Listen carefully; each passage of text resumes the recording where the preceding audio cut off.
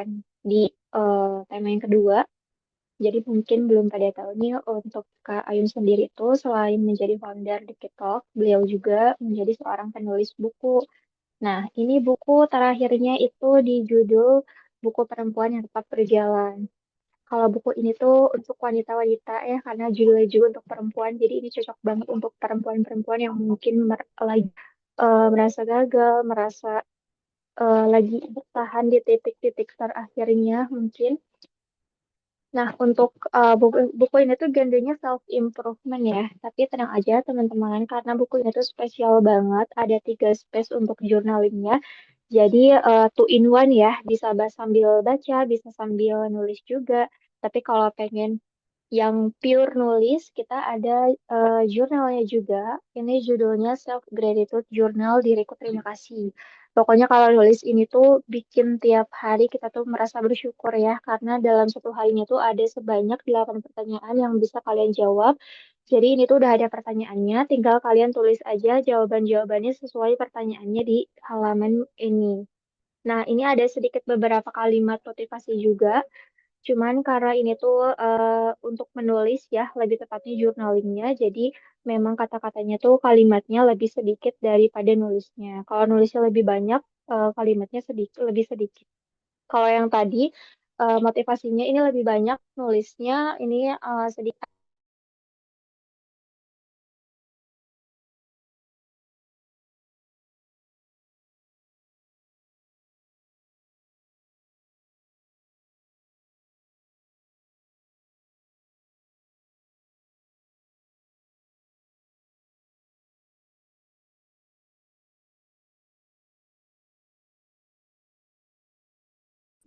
Mohon maaf tadi koneksinya sempat keputus. Oke, kita lanjut lagi. Nah, untuk teman-teman yang mau beli buku-bukunya Kak Indego, bisa banget nanti di chat aja ke Minai atau bisa di stalk juga IG-nya Jendela Bahagia ya. Dan untuk teman juga yang mungkin mau coba atau mungkin yang udah ikutan paket healing bundle ya, pasti udah dapet nih buku perempuannya tetap berjalannya. Boleh dong testinya ya di-share ke Minai. Untuk teman-teman yang sudah hadir hari ini, boleh banget dipakein Zoom-nya. Karena harinya tuh Zoom kedua ya, di tema kedua. Ada yang tahu mungkin tema hari ini, malam hari ini kita akan bahas apa? Karena ini tema yang terakhir di bulan Agustus, jadi semoga eh, apa ya menjadi penenang di hati kita untuk di bulan-bulan selanjutnya ya. Karena gak kerasa nih sebentar lagi mau akhir 2027 ya, beberapa bulan lagi. Jadi semoga apa yang kita dapatkan hari ini benar-benar membawa kebermanfaatan dan kebaikan untuk diri kita sendiri. Maka dari itu kita eh, teruskan niat bersama-sama dengan membaca Bismillahirrahmanirrahim. Bismillahirrahmanirrahim. Oke, teman-teman, kita langsung aja ke Kak Ayum Digo ya. Untuk Teh Ayum Digo, boleh waktu dan tempatnya dipersilahkan. Halo, Assalamualaikum. Bismillahirrahmanirrahim. Assalamualaikum warahmatullahi wabarakatuh. Selamat malam, teman-teman. Kita ketemu lagi di pertemuan kita yang kedua tentang melanjutkan kemarin. Don't underestimate yourself. Dan mohon maaf kalau misal nanti suara aku banyak berdehem ya. Karena memang, Masya Allah, kadarullah, batukku tuh cukup panjang. Jadi masih membutuhkan waktu sedikit lebih lama untuk pemulihan. Jadi mohon maaf jika mungkin nanti aku agak sedikit berdaham sesekali gitu. Tapi semoga itu tidak mengurangi kebaikan yang kita bagikan bersama malam hari ini, tidak mengurangi juga wasilah dan kebermanfaatan kita satu sama lain untuk membagikan banyak hal di malam hari ini. Dan seperti biasa, sebelum kita mulai untuk pertemuan yang kedua kita ini dan pertemuan terakhir untuk di bulan Agustus ini dengan don't underestimate yourself karena kita semua berharga meskipun kita pernah terluka. Seperti biasa kita gratitude bersama dulu. Teman-teman silahkan letakkan tangannya di depan dada. Kita sama-sama beristighfar 3 kali dan mengatur nafas bersama. Kemudian setelah itu kita lanjut untuk mensyukuri segala sesuatu hal yang Allah berikan dan dilanjutkan butterfly hug untuk berterima kasih kepada diri kita sendiri. Teman-teman silahkan untuk meletakkan tangannya di depan dada, tarik nafas, tahan, hembuskan. Astagfirullahalazim. Tarik nafas lagi. Tahan. hembuskan. Astagfirullahaladzim. Yang terakhir, tarik nafas. Tahan, hembuskan. Astagfirullahaladzim. Semoga Allah meridhoi kita di malam hari ini untuk segala kebaikan yang akan kita bagikan. Dan Allah ampuni setiap kesalahan dan dosa kita di hari ini dan di hari-hari sebelumnya. Bismillahirrahmanirrahim. Ya Allah, terima kasih atas nikmat yang Kau berikan pada kita semua hari ini. Terima kasih atas nikmat sehat, nikmat iman, Islam, nikmat hidayah yang Kau berikan kepadaku hingga hari ini. Terima kasih atas setiap kekuatan yang Engkau berikan sehingga aku mampu menjalani hari demi hari meskipun aku sendiri ragu dengan diriku. Ya Allah, terima kasih untuk pertemuan-pertemuan indah dengan orang-orang baik. Terima kasih atas rezeki yang tidak terduga. Terima kasih untuk pertemuan lingkungan yang membuatku merasa aman dan nyaman. Terima kasih untuk segala kalimat-kalimat baik yang terbesit di pikiranku sehingga aku bisa mengucapkan banyak kebaikan untuk orang lain juga. Ya Allah, terima kasih sudah menjagaku dari banyak hal yang tidak aku tahu, ya Rob. Ya Allah, terima kasih karena selalu melindungiku dari mara bahaya yang mungkin aku tidak tahu di depan sana seperti apa, tapi melalui banyak hal yang tidak aku tahu, Engkau melindungiku, Engkau menjagaku, hingga aku bisa berada di titik terbaik hari ini. Ya Allah, bimbing aku terus untuk menuju perjalanan baik yang Engkau takdirkan untukku. Ridhoi setiap langkahku, hal kecil, amal kecil, sekecil apapun yang sedang aku ikhtiarkan, karena aku melakukannya untuk mendapatkan ridhomu, aku melakukannya karena memang aku membutuhkanmu, aku membutuhkan pertolonganmu, aku membutuhkan kekuatanmu, aku membutuhkan segala kemudahan darimu, ya Rob. Jadi tolong bersamai kita semua, temani kita semua kemanapun kita berjalan, karena di depan sana kita tidak tahu badai seperti apa, ujian dan kesulitan apa yang akan kita hadapi. Tapi bersamamu, ya Allah, denganmu, insya Allah semua akan baik-baik saja, dan insya Allah akan Engkau mampukan padaku. Terima kasih. Sekarang kita butterfly hug bersama untuk mengucapkan terima kasih kepada diri kita sendiri. Wahai diriku, boleh sebut namanya masing-masing. Terima kasih karena sudah bertahan sejauh ini. Terima kasih sudah berjalan dan melakukan banyak kebaikan sampai hari ini. Di usiamu yang segini gitu ya, kamu sudah melalui banyak hal berat kemarin, tapi pada akhirnya kamu membuktikan pada dirimu sendiri, kamu menunjukkan bahwa kamu mampu menghadapinya. Kamu bisa melakukan banyak hal, melewati banyak hal yang mungkin kemarin kamu ragu dan gak sanggup. Tapi hari ini kamu membuktikan, malam hari ini, 27 Agustus, kamu membuktikan bahwa kamu masih di sini, kamu masih bernafas, kamu masih hidup dengan baik, kamu masih menikmati beberapa hal, meskipun masih ada rasa sakit, meskipun banyak kekhawatiran, tapi faktanya hari ini kamu masih bisa menikmati beberapa hal atau mungkin hampir setiap nikmat Allah yang Allah berikan padamu hari ini. Diriku terima kasih karena kamu selalu berusaha untuk memaafkan siapapun meskipun mereka tidak mengucapkan kata maaf. Terima kasih sudah berlapang hati untuk menerima setiap perjalanan hidup. Terima kasih untuk selalu bersikap baik kepada siapapun, meskipun kebaikanmu tidak terbalas dengan selayaknya. Karena pada akhirnya kamu akan mendapatkan kebaikan dari arah lain yang tidak pernah kamu duga. Terima kasih untuk selalu menjadi seseorang yang berani melangkah meskipun banyak takutnya, tapi tapi selalu berani mengambil keputusan apapun untuk kebaikan hidupmu dan masa depanmu.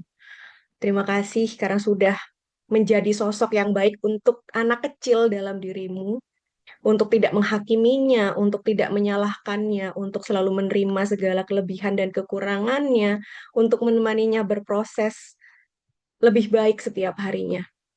Dan terima kasih diriku karena kamu selalu percaya bahwa kamu tetap berharga, kamu tetap baik, kamu tetap indah, meskipun banyak orang yang meragukannya, meskipun banyak luka yang pernah tancap di dalam diri dan hatinya, meskipun banyak perjalanan yang sempat menumbangkannya. Kamu tetap indah, kamu tetap menarik, kamu tetap baik, tetap cantik, dan tetap berharga. Aku menyayangi dan mempercayamu lebih dari siapapun. Oke, Masya Allah. Semoga semoga kalimat-kalimat baik ini bisa kita tanamkan setiap hari ke alam bawah sadar kita, ke dalam otak kita, ke diri kita, sehingga itu bisa menjadi sebuah keyakinan dan menjadi kekuatan baru untuk kita, karena kekuatan terbesar itu sebenarnya datangnya dari dalam diri kita sendiri gitu kan. Orang lain, hal-hal di luar diri kita tuh hanya support system yang mampu men-trigger kita untuk lebih kuat atau lebih semangat gitu. Tapi pada akhirnya kekuatan terbesarnya ada dalam diri kita. Makanya kenapa kita sebisa mungkin untuk selalu ngomong hal-hal baik ke diri kita, afirmasi positif dan lain sebagainya. Karena memang core-nya sebuah kekuatan dari diri kita tuh ya hal apa dari diri kita sendiri gitu, dari ucapan-ucapan baik yang sering kita ucapkan ke dalam diri kita. Oke, langsung saja Min Ai, kita masuk ke materi kita yang kedua. Kalau kemarin kita sudah mengetahui dan memproses setiap rasa sakit atau kekecewaan setelah kita mendapatkan lukanya gitu ya. Hari ini kita sama-sama untuk membahas gimana caranya supaya hal baik apa atau praktek apa yang bisa kita lakukan untuk membuat diri kita ini merasa berharga lagi, membuat diri kita ini memang valuable lagi gitu. Dan memang kita bervalue, kita memang bernilai dengan segala sesuatu hal yang kita miliki, dengan kebaikan, kelebihan, kekurangan yang kita miliki, kita tetap bernilai, kita tetap berharga. Dan gimana caranya supaya badan kita nih, tubuh kita dan diri kita notice hal itu dan kemudian meningkatkan hal tersebut. Jadi di second journey kita kali ini, perjalanan kedua setelah kemarin, kita akan membahas bersama, oh ternyata at the end, kita sama-sama menyadari bahwa aku tetap berharga kok, aku tetap indah kok, aku tetap baik kok gitu. Dan ini semua atas berkat segala sesuatu kebaikan yang Allah berikan. Ini semua berkat Allah yang menutupi aib-aib kita, berkat Allah yang menjaga iman Islam kita juga, hidayah ke kita juga, sehingga nilai kita pada akhirnya tetap seindah itu, sebaik itu atas izin Allah. Dan mau nggak mau, kita juga harus memulihkannya sama Allah juga gitu. Next, Min Ai.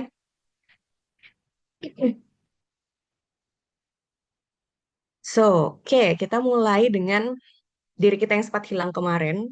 Itu ternyata selain karena luka, itu banyak sekali penyebabnya gitu. Jadi ketika seseorang terluka, itu mungkin hanya satu kejadian ya. Misal in case teman-teman ditinggalkan oleh seseorang gitu. Sakit pasti dong. Kita siapa sih yang ditinggalkan nggak sedih, nggak sakit, nggak kecewa, itu pasti ya. Itu manusiawinya kita dan fitrahnya manusia itu seperti itu gitu. Tapi ternyata di balik rasa sakit itu ada banyak luka, ada banyak kesedihan yang merembet-merembet lainnya gitu loh, yang mungkin itu juga membuat kita membutuhkan waktu lebih lama untuk menyembuhkannya, untuk memulihkannya gitu. Dan pada akhirnya, tanpa kita sadari, satu luka kecil yang disebabkan orang lain nih misalnya, itu men-trigger trauma respon kita. Respon apa trauma-trauma atau kejadian-kejadian menyakitkan di masa lalu kita yang mungkin dulu belum sempat kita proses. Misal nih contoh ya, ada case seseorang lagi deket nih sama seseorang gitu ya. Seseorang deket sama seseorang. Maksudnya ada cewek lagi deket sama cowok. Kemudian ternyata si mereka nyaman gitu. Dan nyamannya itu karena mungkin beberapa kali interaksi aja. Mereka bahkan belum ketemu secara in real life gitu. Hanya bertemu sesekali online gitu kan. Karena mungkin mereka sedang belajar bareng atau mungkin eh, tutornya gitu ya. Apa kita ambil contoh misal cewek ini adalah murid, terus si cowoknya ini tutor. Karena mereka nyaman satu sama lain, akhirnya mereka ada keterikatan gitu kan, ada kecenderungan ketertarikan satu sama lain. Sampai akhirnya eh, perjalanannya itu selesai karena memang kelasnya pun sudah selesai. Nah, harapan yang sudah dibangun dari beberapa komunikasi, beberapa kali komunikasi itu kan membuat dia nyaman ya, membuat dia happy. Si perempuan kalau misal udah dapat sinyal-sinyal tertentu kan pasti kita notice ya kalau misalnya ada sesuatu nih gitu. Tapi ternyata nggak ada closure, nggak ada penjelasan tertentu, tiba-tiba dia hilang, sedangkan perasaannya itu masih tertinggal gitu. Setelah ditelisik-telisik, ya itu pasti sakit dan mengecewakan buat si perempuan kan. Tapi ternyata setelah ditelisik-telisik itu, ternyata yang bikin dia sakit sekali dan membutuhkan waktu untuk memproses kepergian dari tutornya itu bukan karena tutornya yang hilang, tapi karena dia kehilangan sesuatu hal yang selama ini dia cari. Dan sesuatu hal yang selama ini dia cari adalah kebutuhan untuk didengarkan. Ketika ada teman ngobrol, ketika ada teman yang bikin dia nyaman, dia merasa fulfill di situ. Dan kemudian orang itu hilang. Jadi ternyata yang bikin dia sedih itu nggak sesederhana orangnya pergi. Si tutornya pergi, kursusnya selesai, tapi ternyata ada kebutuhan dalam dirinya yang belum selesai, yaitu kebutuhan bahwa dia ingin didengarkan, kebutuhan bahwa ada seseorang yang membuat dia nyaman yang sebelumnya belum pernah dia dapatkan. Itulah kenapa kalau kita nggak aware dengan hal tersebut gitu ya, bahwa oh ternyata yang bikin aku membutuhkan waktu untuk mengikhlaskan, untuk memproses itu bukan karena kepergian orang itu, tapi juga ada bagian diriku yang ternyata butuh dan memiliki kebutuhan lain terhadap koneksi itu gitu. Salah satunya mungkin ya itu tadi, kayak misal dia merasa ada yang ngerti, ada yang bikin dia nyaman, ada yang dengerin gitu kan. Akhirnya merasa fulfill dan oh, aku butuh hal ini dan aku kehilangan hal ini juga setelah kemarin sempat kosong gitu. Jadi, ketika kita mulai memberikan kesadaran ke diri dalam diri kita, kemudian kita mulai merombak kembali, kita akhirnya tahu bahwa sebenarnya yang hilang itu nggak sesederhana orangnya aja, tapi juga ada bagian diri kita. Kalau kita sudah punya awareness seperti itu, proses pemulihannya tuh lebih cepat dan membuat diri kita yang awalnya kita sempat kehilangan gitu kan, yang membuat kita hilang itu kan momentum di mana kita berusaha untuk mengikhlaskan orang itu nih. Seringkali yang membuat diri kita hilang setelah terluka itu sebenarnya bukan karena apa ya, bukan yang kita hilang arah dan lain sebagainya, kemudian kita nggak tahu harus ngapain, nggak itu gitu. Tapi ketika kita berusaha mempertahankan koneksi itu, mempertahankan orang yang pergi itu, supaya tetap sama kita gitu loh. Dan itu membuat kita melupakan banyak hal dari diri kita sendiri. Tubuh kita tuh udah ngomong, udah nggak usah dilanjutin, udah nggak usah diterusin, udah nggak usah ngejar, udah nggak usah gitu. Tubuh kita udah ngasih beberapa kali warning itu, tapi kita abaikan, kita memaksakan diri kita untuk selalu begging orang tersebut gitu ya supaya dia nggak pergi gitu. Padahal ternyata yang nggak mau kita lepaskan itu bukan orangnya, tapi kebutuhan dan kenyamanan yang sudah sempat kita rasakan sejenak gitu loh.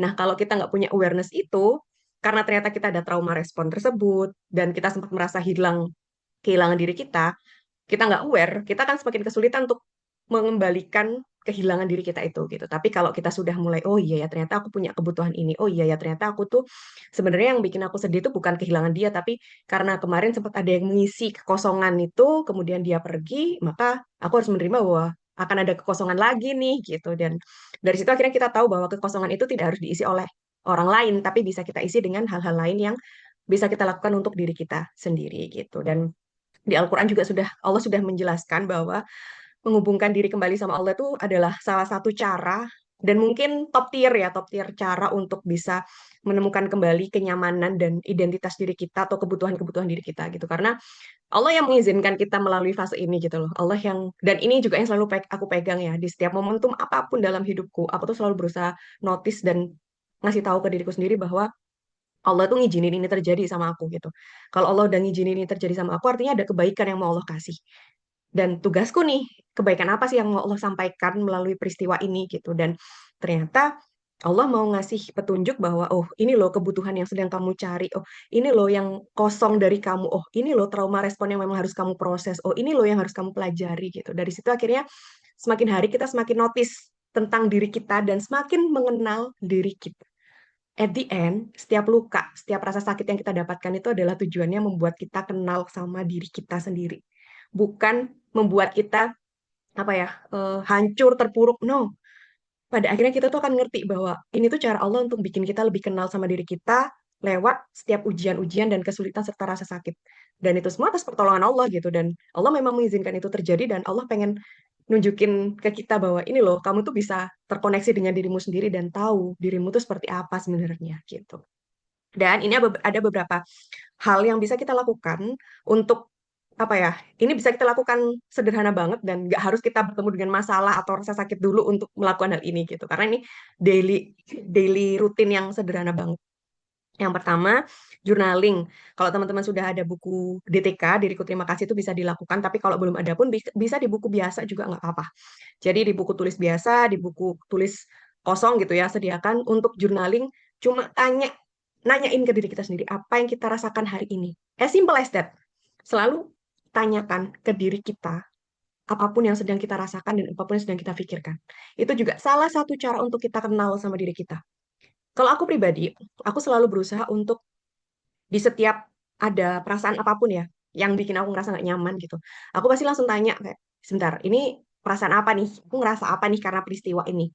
Karena kejadian ini tuh aku ngerasain apa? Misal, ternyata aku sedih banget dengan hal ini gitu. Aku ngomong bahwa oke aku sedih dan sebenarnya apa sih yang bikin aku sedih gitu. Jadi aku tektokan sama diriku sendiri untuk apa? Supaya kita tahu nih sebenarnya yang bikin sedih itu apa dan pada akhirnya tuh sedihnya tuh Karena apa gitu? Karena mungkin sebenarnya yang bikin kita sedih itu bukan karena orang lain gitu, tapi karena memang diri kita sendiri yang butuh untuk diproses banyak hal dalam diri kita gitu. Dan sesederhana ritual pause, apalagi dengan kondisi sekarang ya, di era digital ini kita sangat sulit dan jarang sekali untuk ritual pause, yang mana kita cuma sesederhana diem, gak ngapa-ngapain, gak pegang gadget, gak pegang apapun, gak mikirin apapun, cuma duduk, diem, nafas, dan gak mikirin apapun selain diri kita sendiri. Kadang kita kan dengan segala kesibukan dan peran kita suka diam-diam mikirin, nanti aku mau beliin dia apa ya, atau mungkin nanti aku kayak gini tuh mau kasih hadiah apa, aku nanti buat jadi orang tua aku mau ngasih apa ke orang tua aku. Jadi kita berusaha untuk mikirin orang lain. Padahal ada momentum di mana kita ini butuh untuk jeda dan nggak mikirin siapa-siapa, nggak mikirin apa-apa. Aku pernah dengerin sebuah podcast ya. Hal sederhana yang bisa kita latihkan untuk memantik awareness kita terhadap sebuah peristiwa besar dalam hidup kita itu adalah awareness dan mindfulness ke diri kita dulu. Semakin sering kita punya kesadaran atau melatih nafas atau duduk diam dan nggak ngapa-ngapain, kita fokus ke diri kita. Semakin kita sering terlatih untuk melakukan hal seperti itu, semakin kita mudah notice dengan hal-hal yang di luar diri kita. Termasuk rasa sakit, termasuk pengkhianatan, penipuan, terus ditinggalkan, terus dizolimi, apapun itu bentuknya yang itu di luar kendali kita gitu ya, kegagalan dan lain sebagainya, itu akan bisa kita proses ketika kita berhasil memproses apa-apa yang ada di dalam diri kita gitu. Jadi pastikan untuk dua hal ini tuh nggak butuh waktu seharian kok teman-teman. Cuma menyita waktu kita mungkin 15 menitan. Jadi cukup diem, duduk, setiap habis sholat subuh. Nah ini bisa banget sholat subuh biasanya sambil zikir pagi, itu udah momentum yang gong banget untuk melakukan dua hal ini. Jadi habis sholat subuh, terus kita sempatin untuk zikir pagi. Pas zikir pagi itu sambil zikir kita nggak mikirin apa-apa selain kita sama Allah gitu kan. Kalau pas zikir pagi otomatis ya. Kita sambil zikir pagi, terus sambil apa ya, flashback dengan semua hal yang kita miliki, yang kita lalui dan lain sebagainya. Itu sudah cukup sebenarnya. Kalau memang journaling nggak biasa ya, tapi seenggaknya eh, momentum di mana kita ritual pause itu di momentum zikir pagi atau mungkin zikir petang, waktu asar mau maghrib itu kan juga salah satu waktu mustajab doa ya. Jadi itu bisa dijadikan momentum core banget untuk melakukan ritual ini gitu. Selain kita nge-pause dengan diri kita dan pikiran kita dan lain sebagainya, kita juga bisa ngasih koneksi yang lebih kuat antara kita sama Allah gitu. Next, Minai. Nah, sekarang kita mulai switch mindset kita. Yang awalnya mungkin kita ngerasa setelah kita terluka, setelah kita sakit hati, setelah kita mendapatkan perlakuan yang nggak baik, oh artinya aku pantas memang diperlakukan seperti itu. Oh aku memang eh, wajar dan normal orang lain memperlakukan aku seperti itu gitu kan. Kita coba pelan-pelan apa ya, nge-rebuild ulang gitu. Kita membangun, merekonstruksi ulang cara berpikir kita bahwa diri kita ini tetap berharga. Karena tanpa kita sadari, unconditional self-worth kita, sesuatu hal yang membuat kita mempertanyakan kelayakan diri kita, itu seringkali terjadi dari luar. Jadi, nilai diri kita tuh sifatnya tetap gitu. Misal dari awal memang Allah menciptakan kita dari lahir, itu kan kita sebersih itu ya. Bayi itu kan sebersih itu gitu. Sampai akhirnya lingkungan, orang tua, kemudian teman dan lain sebagainya yang sedikit banyaknya mempengaruhi pertumbuhan dan perkembangan dia menjadi seperti apa gitu kan.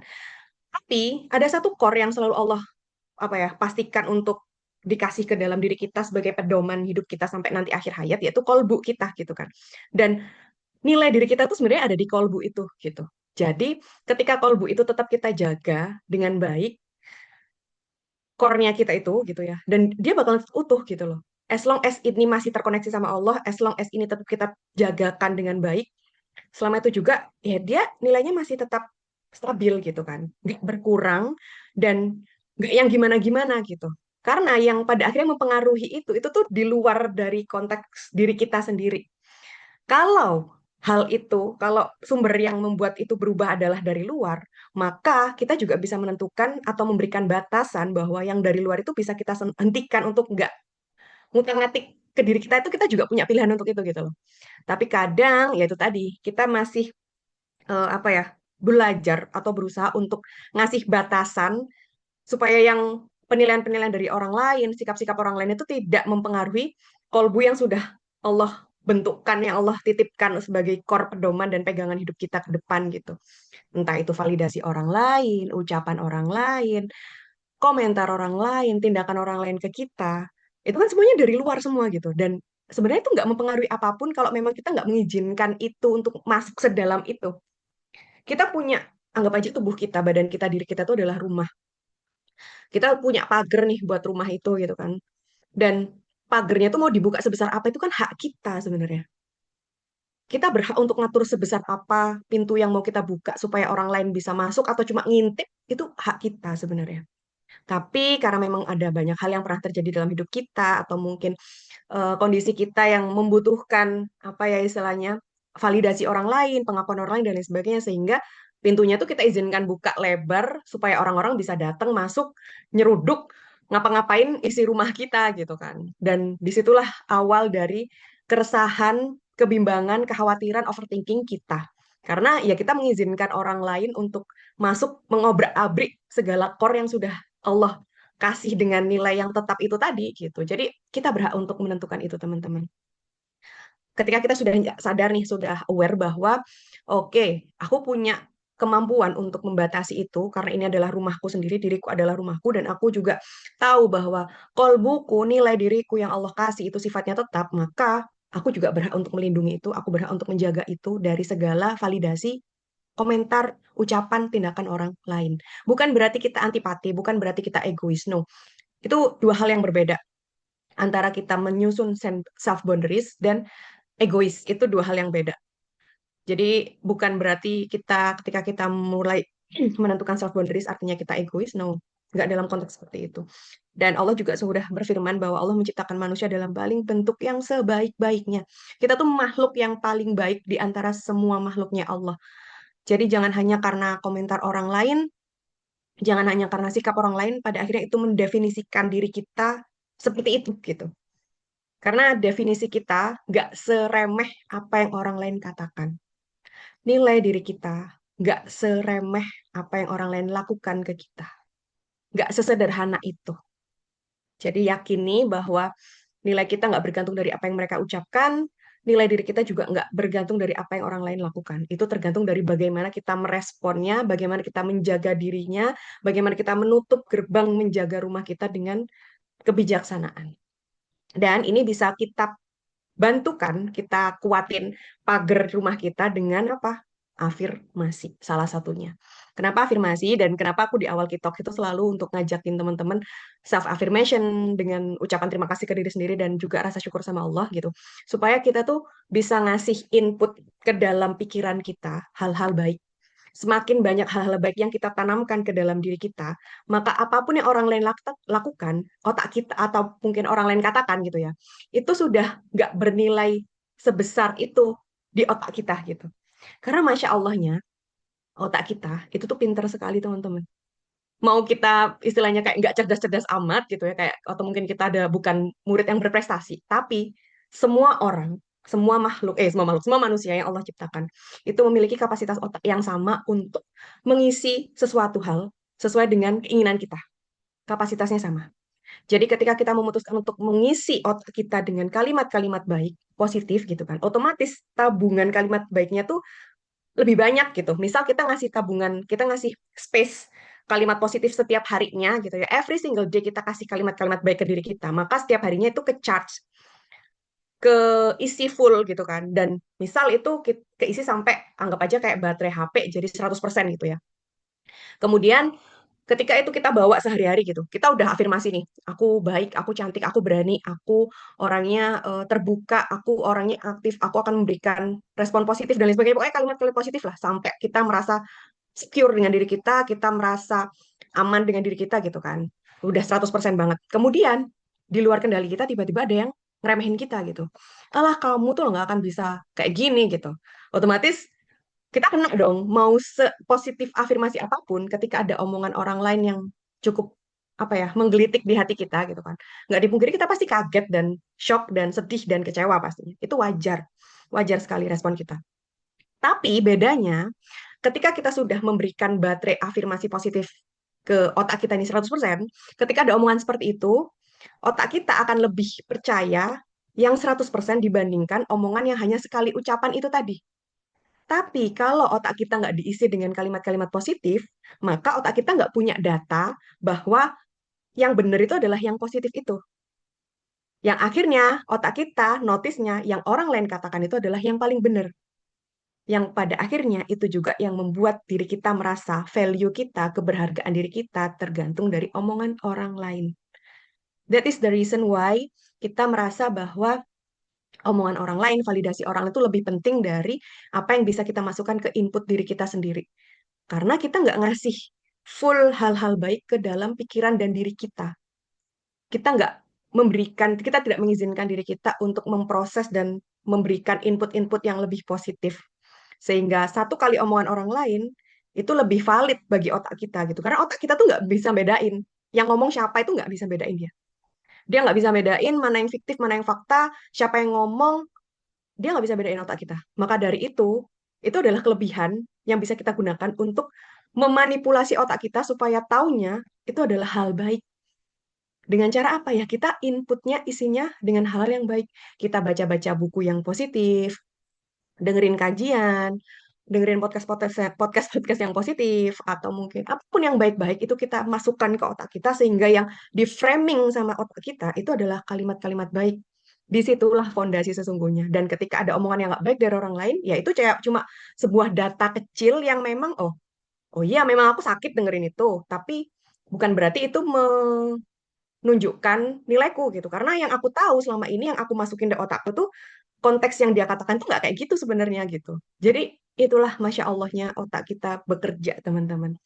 Dan kalau kita sudah tahu rumusnya seperti itu ya, kita akan lebih mudah untuk notice bahwa setiap apa yang orang lain lakukan itu nggak tergantung dari kita gitu. Dan nilai kita nggak tergantung dari mereka gitu. Kemudian berhenti membandingkan behind the scenes setiap perjalanan hidup kita dengan highlight reels atau perjalanan orang lain. Karena startnya beda, keluarganya beda, kemudian perjuangannya beda, ujiannya beda. Nggak ada satu orang pun di dunia ini yang punya takdir yang sama. Even itu orang kembar. Adikku kembar, tapi adikku nggak punya takdir yang sama.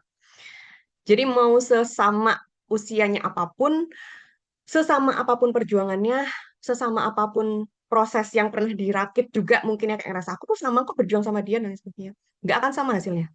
Karena apa? Kapasitas emosionalnya berbeda.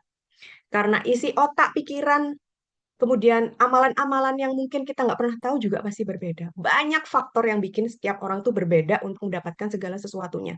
Jadi kalau kita mau membandingkan sesuatu, pastikan bandingkan diri kita dengan diri kita yang kemarin, bukan dengan orang lain.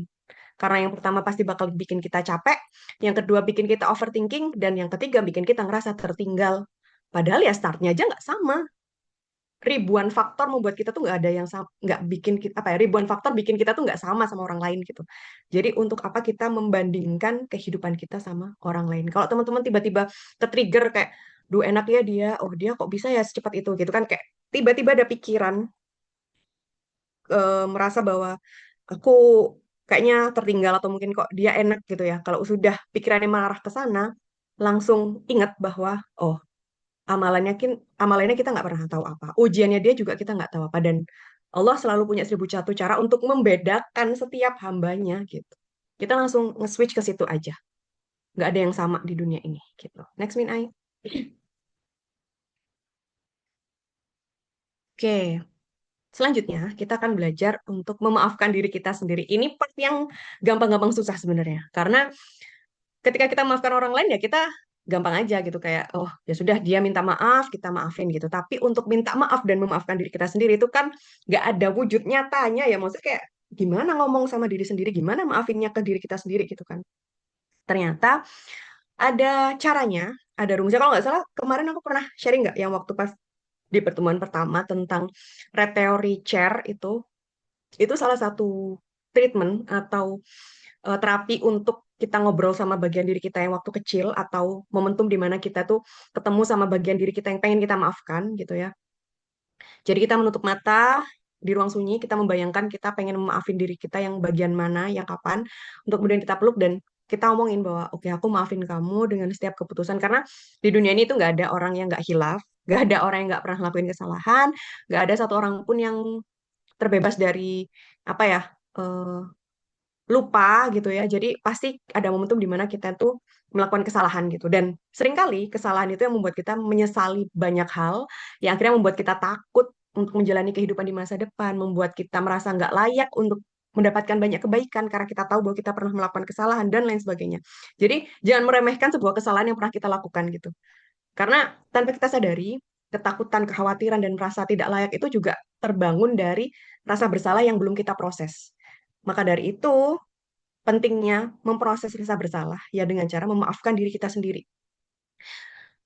Katakan ke diri kita sendiri, dan ini yang selalu aku ingat dari psikologku juga ya. Beliau menyampaikan bahwa momentum di mana aku pernah melakukan kesalahan itu adalah momentum di mana aku memang harus belajar karena kapasitas dan pengetahuanku saat itu ya segitu gitu.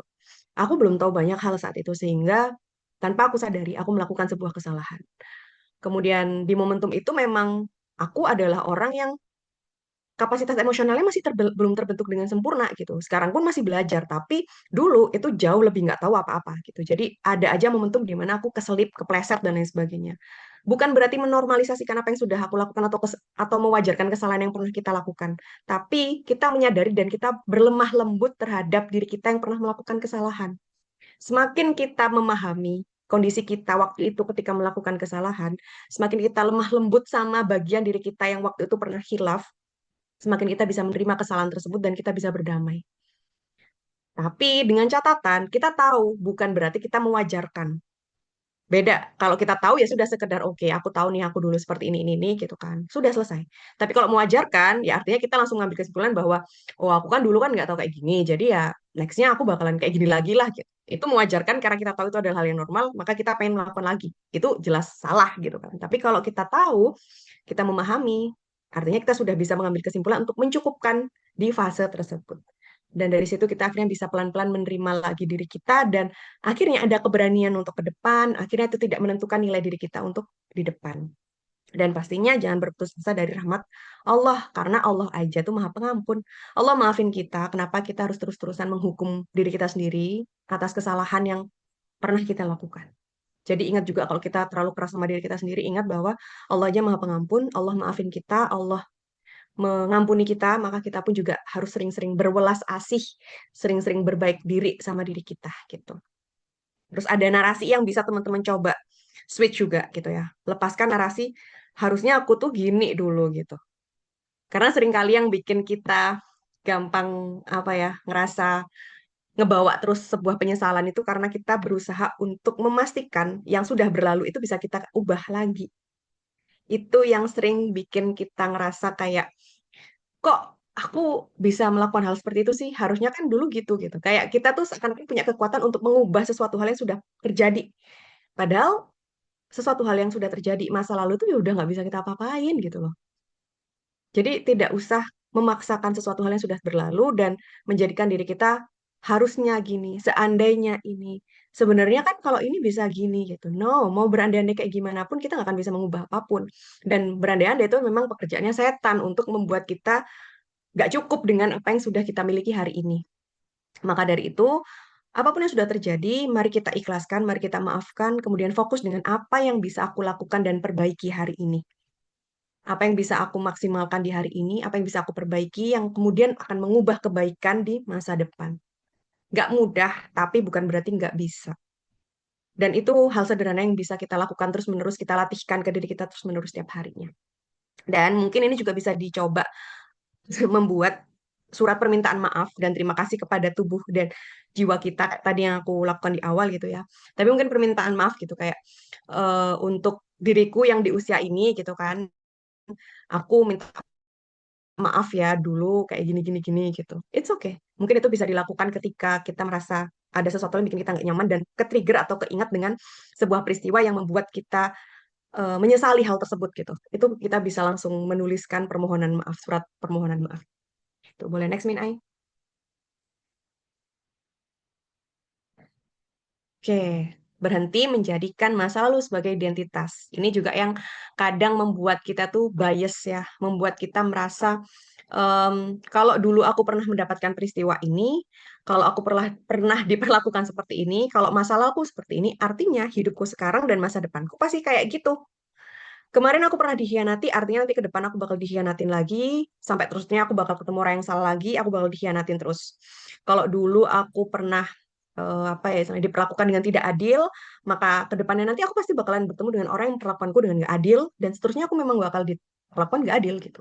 Padahal hidup tidak berjalan selurus itu, se-flat itu. Maka dari itu kenapa Allah ngasih ujian, kebahagiaan, dan lain sebagainya. Karena memang nggak akan sesama itu gitu. Pola yang bakal Allah kasih ke kita tuh nggak akan sesama itu. Jadi kalau kita mau menjadikan masa lalu sebagai identitas itu juga percuma gitu. Karena Allah nggak akan ngasih hal yang sama karena kita sudah memproses hal tersebut. Itulah kenapa dibutuhkan growth mindset, bukan fixed mindset. Growth mindset itu artinya kita punya mindset yang berkembang. Melalui apa? Belajar. Belajarnya dari mana? Ya dari output, dari input-input yang kita masukkan ke otak kita tadi yang aku sampaikan. Dari hal-hal yang sering kita baca, hal-hal yang sering kita dengarkan, hal-hal yang sering kita terima gitu kan. Itu yang membuat kita grow. Tapi kalau fixed mindset, artinya ya kita menerima-nerima aja kayak ya udah emang hidupku kayak gini, ya udah emang aku kayak gini gitu.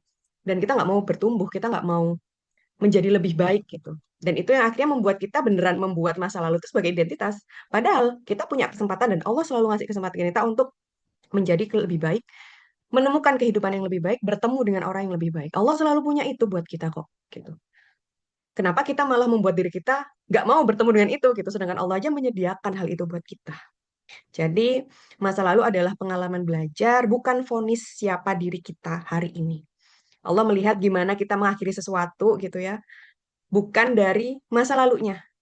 Teman-teman kan pasti juga sering banget dengerin cerita dan banyak sekali kisah hikmah juga ya. Kayak misal orang yang tiba-tiba meninggalnya tuh benar-benar jadi seharum itu, seindah itu, bahkan meninggal dalam keadaan sholat, padahal sebelumnya dia mungkin bukan orang yang baik, bukan orang yang serajin itu, bukan seistiqomah itu, tapi kenapa di titik akhirnya dia jadi orang yang sama Allah tuh begitu dicintai gitu loh, meninggalnya dalam kondisi husnul khotimah, kemudian dalam kondisi yang sebaik-baiknya orang meninggal gitu. Karena memang ya dia berubah, dia move gitu, dia change, dia grow gitu. Sehingga di titik akhir perjalanan hidupnya, dia masih punya kesempatan untuk mendapatkan versi terbaik menghadap Allah gitu. Pun kita juga punya kemampuan dan kesempatan itu juga kok gitu.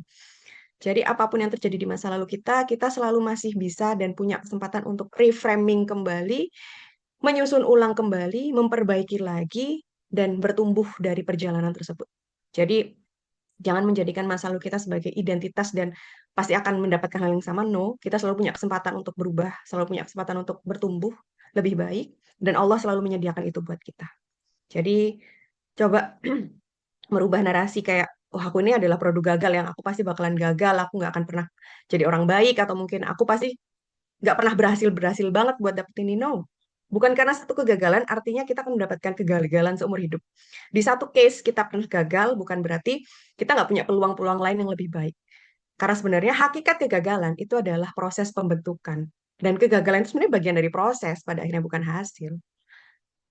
Kalau misal sebelumnya kita selalu bilang, aku nggak akan layak untuk mendapatkan itu gitu kan. Coba kita untuk rubah bahwa kegagalan ini adalah bagian dari prosesku, bukan hasil akhir dari prosesku. Karena dari situ akhirnya kita menyadari bahwa aku gagal, aku sedih, iya. Aku gagal, aku kecewa, pasti. Tapi aku nggak akan berhenti untuk mengikhtiarkan atau memperjuangkan sesuatu, ya karena memang ini adalah proses, ini masih proses, aku belum sampai finish gitu loh. Kalau kita sudah mikirnya ke situ, kita sudah reframing hal itu, pelan-pelan akhirnya kita akan punya tenaga lagi, punya kekuatan lagi untuk bangkit. Jadi, makanya kenapa aku di awal juga sering eh, ngasih tahu berulang kali ya bahwa kekuatan terbesar adalah diri kita dan afirmasi, kata-kata afirmasi ke kita. Karena memang itu yang akan nge apa ya, nge-rebuild ulang gitu ya untuk membuat kita pelan-pelan bangkit, membuat kita bisa mulai mengarahkan pikiran kita ke hal-hal yang positif. Dan itu semua bisa karena kita melatihnya. Itu semua bisa karena kita nggak berhenti untuk mencoba melakukannya. Kenapa? Karena otak kita tuh sifatnya itu plastisitas. Dia akan sangat bisa untuk kita ajak melakukan hal yang sama berulang-ulang dan itu akan menjadi sebuah identitas. Jadi, identitas kita tuh sebenarnya bukan masa lalu kita, tapi apa yang kita tanamkan di otak kita. Semakin sering kita menanamkan hal-hal baik, aktivitas-aktivitas baik, otak kita kenal dengan aktivitas itu, akan lebih mudah kita untuk dapetin hal itu. Makanya kenapa banyak orang yang sukses, itu sebenarnya bukan karena dia beruntung, tapi karena memang dia tidak berhenti untuk mengejar dan membuat dirinya, membuat otaknya untuk menjadi orang yang beruntung.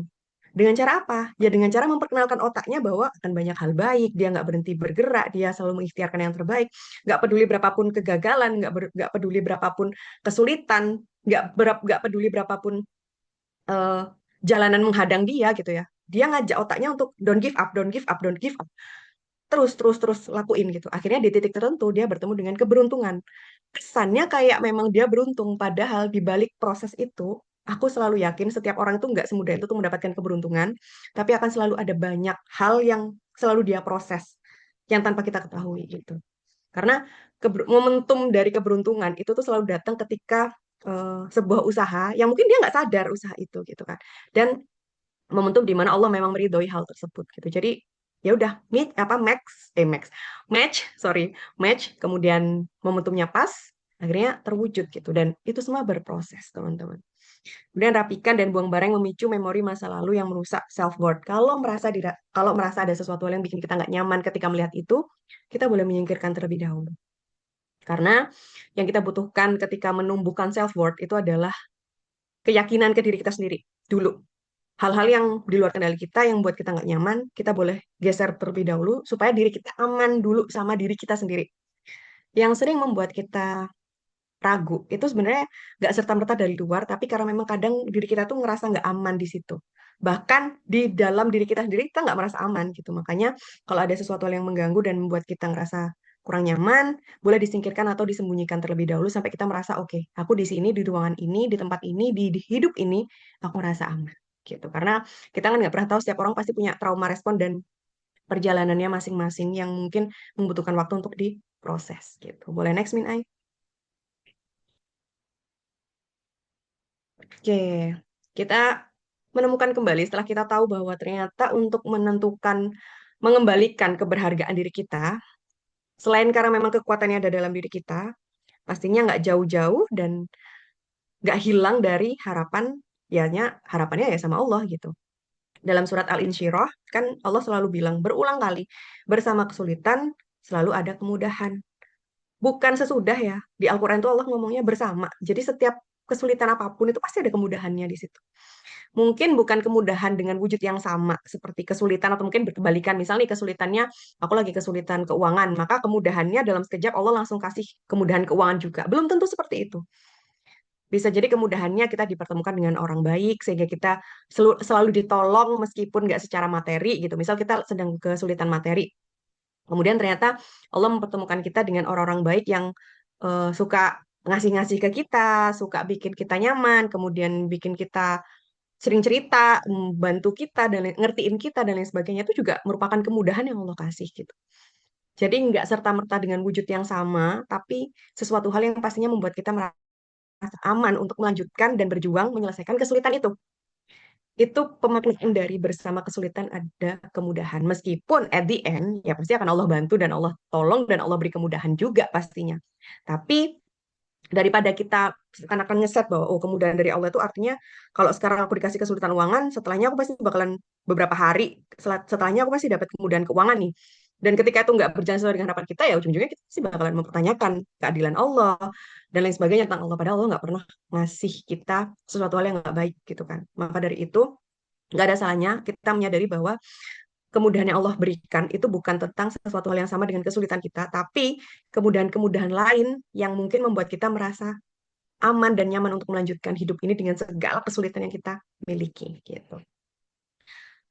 Untuk rutinitas yang bisa kita lakukan ketika untuk mengaktifkan dan memaksimalkan harapan kita sama Allah, pastinya ya berdoa. Karena itu salah satu cara kita untuk selalu menjaga konektivitas kita sama Allah ya. Jadi sebisa mungkin berdoanya sespesifik mungkin, apalagi kalau pas teman-teman lagi tahajud atau mungkin pas lagi sholat hajat, sebisa mungkin maksimalkan momentum itu untuk doa sespesifik mungkin apapun yang teman-teman minta sama Allah tuh omongin semuanya karena pasti akan Allah kasih.